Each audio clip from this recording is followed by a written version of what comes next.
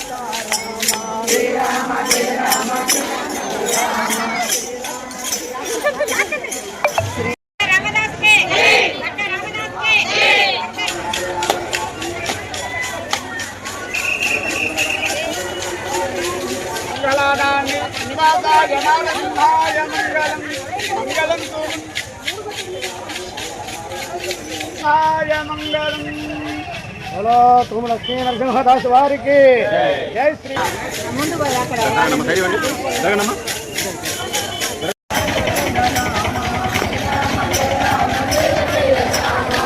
రామ జయ రామ జయ జయ రామ రామ జయ రామ జయ జయ రామ రామ జయ రామ జానకి రామ రామ జయ రామ పావన రామ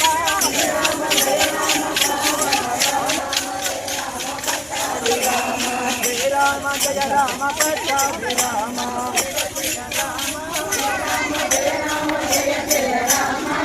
రామ జయ రామ జయ జయ రామ శ్రీరామ